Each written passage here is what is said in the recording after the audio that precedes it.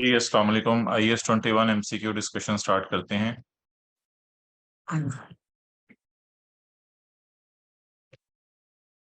इसमें जो पहला MCQ है वो तो मैंने नहीं करवाना। इसमें ऐसा सच कोई चीज नहीं है ऐसी करवाने वाली।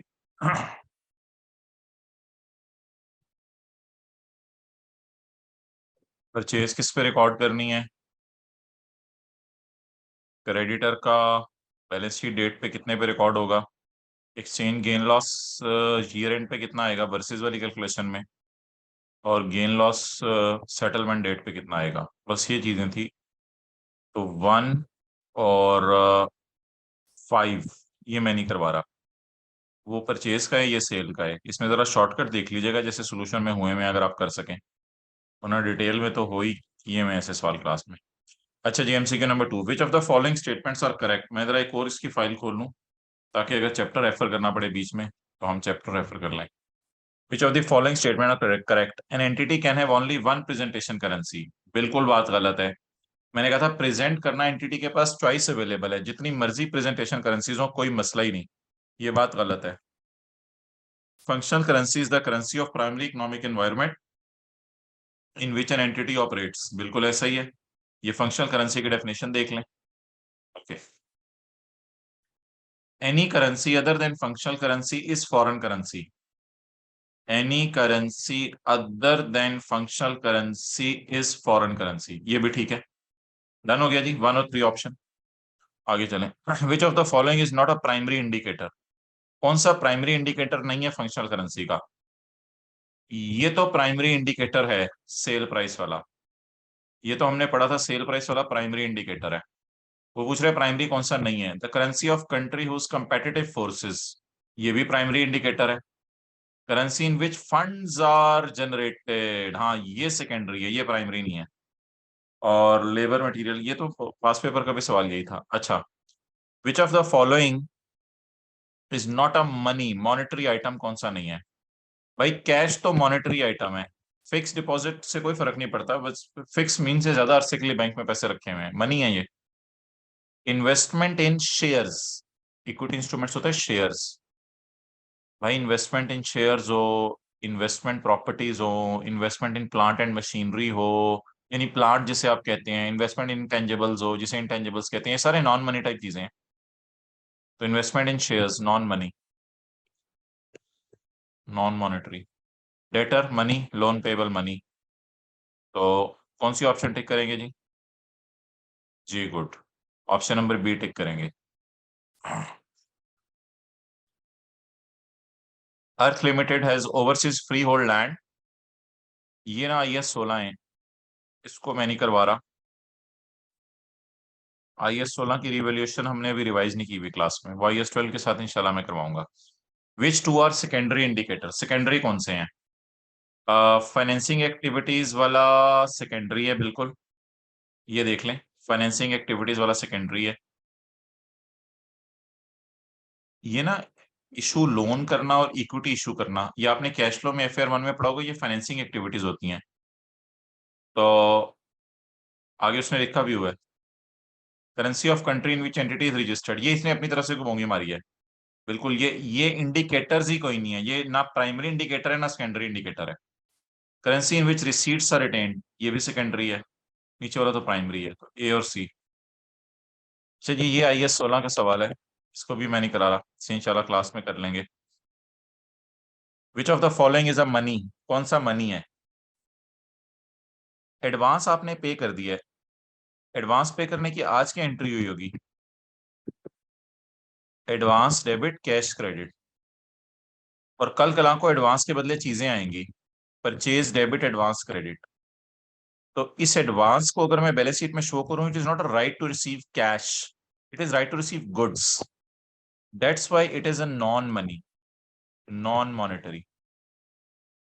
इनकम टैक्स पेएबल मनी, पैसे गवर्नमेंट को कैश में पे करने हैं। Inventories non money. Deferred tax liability IS 12 में मैंने आपको कहा था मैं कराऊंगा, लेकिन ये भी ना अभी फिलहाल आप टैक्स लाइबिलिटी समझ लें। तो टैक्स लाइबिलिटी गवर्नमेंट को कैश में पे करनी होती है, तो इट इज लाइक मनी। तो कितने मॉनेटरी आइटम्स हो गए? अभी IS 12 नहीं पढ़ा हुआ, फिर भी बता दें कितने मॉनेटरी आइटम हो गए? 2, A एंड C। बता दें इन्हें बहुत घुमाया है। क्यों घुमाया? आज हम छोड़ दो, अभी IAS 12 जब पढ़ेंगे तो देख लेंगे, छोड़े परे, लीव इट। आगे चलें। 11 कर लिया था क्लास में? चलें, नहीं किया था।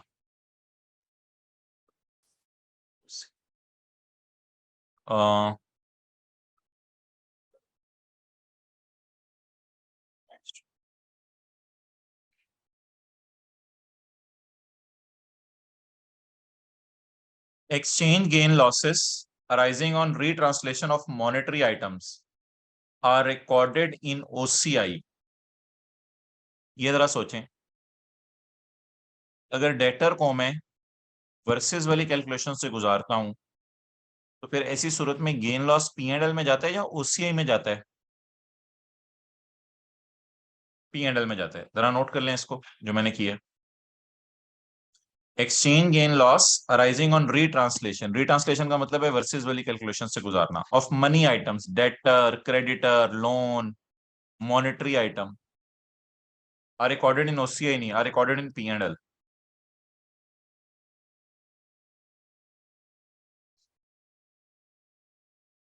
नेक्स्ट जी, नॉन मॉनेटरी आइटम, PP या investment property carried at fair value are retranslated when fair value was measured. ये हमने ना क्लास में किया था, मैं आपको शो करता हूं। Non monetary items are retranslated when fair value is measured which are kept at fair value. Done है? बताएं ये ट्रू है फॉल्स है? ट्रू है बिल्कुल। गुड जी।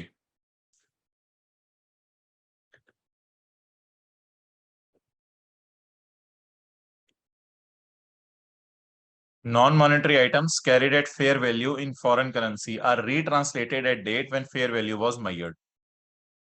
ये बात सही है। Intangible is a money, it is non-money। टिक ना करें। Non-money items carried at cost, non-monetary items carried at cost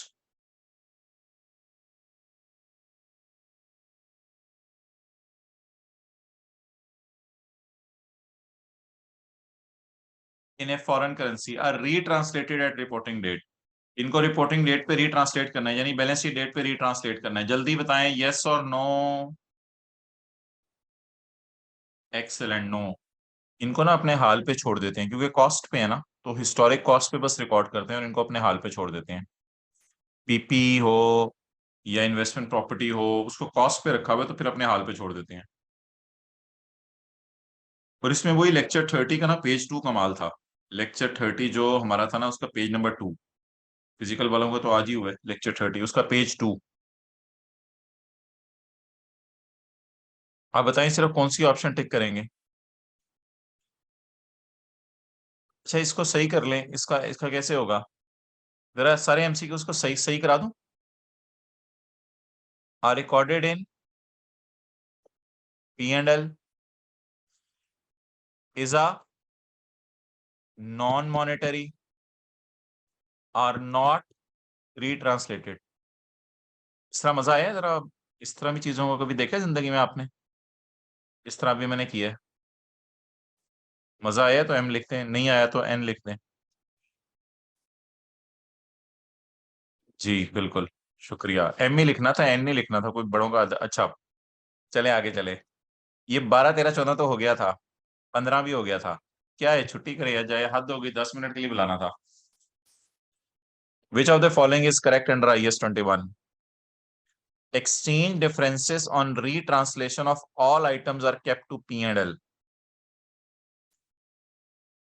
ओ यार, इसको ना एक चीज हमारी अभी पेंडिंग है, IAS 16 की रिवैल्यूएशन।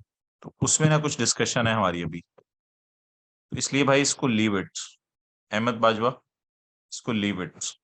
सॉरी। तो हमारा 16वां भी रह गया और हमारा मेन जो है 8वां भी रह गया। ठीक है जी, अल्लाह हाफिज। शुक्रिया आप हजरात ने 10 12 मिनट निकाले। लीज के ना कर लें, कोई एमसीक्यू टाइम है इतनी देर में तो पानी पी के दाढ़ भी गीली नहीं होती। मैं देखता हूँ अगर कोई एमसीक्यू ऐसा निकलता है। IFRS 16। आप हजरात भी तशरीफ लाए हैं, आपने भी टाइम निकाला है, आपका वक्त आपको पता है बड़ा कीमती होता है। बड़ी हिम्मत करके आप लोग वक्त निकालते हैं। वैसे मुझे ख्याल से मिलना कोई नहीं मुझे एमसीक्यू उसमें अभी करने वाला, लेकिन क्या हर्ज है देख लेने में।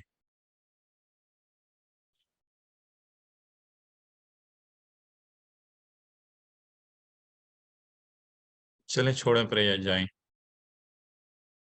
प्रेजेंटेशन करेंसी, फॉरेन करेंसी, ये सारी चीजें जरा रिवाइज करेंगे। एक चीज है मुझे याद कराइएगा, मैं कल की क्लास में बताऊंगा।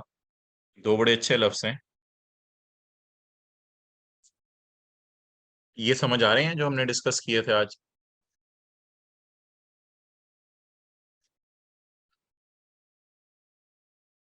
ये दो मैंने लफ्ज लिखे हैं, अगर समझ आए हो आपको। फंक्शनल करेंसी ना हमने खुद डिटरमिन करनी होती है, और प्रेजेंटेशन करेंसी हमारी चॉइस है, हमने सेलेक्ट करनी होती है, जो मर्जी सेलेक्ट करें। तो ये मुझे कल याद कराइएगा, क्लास में भी मैं जरा बता दूं। फंक्शनल करेंसी कैसे डिटरमिन करनी होती है, मटेरियल, लेबर, सेल प्राइस, इन सारी चीजों को देख के ना हमने खुद डिटरमिन करनी होती है, स्टैंडर्ड की दी गई गाइडेंस के अंदर रहते हुए। और से इसके प्राइमरी इंडिकेटर्स भी होंगे, सेकेंडरी भी होंगे, दोनों लगा के। लेकिन प्रेजेंटेशन में हमने डिटरमिन नहीं करनी, हमारी चॉइस है, सेलेक्ट कर सकते हैं। ओके ठीक है जी, अल्लाह हाफिज। क्लोज।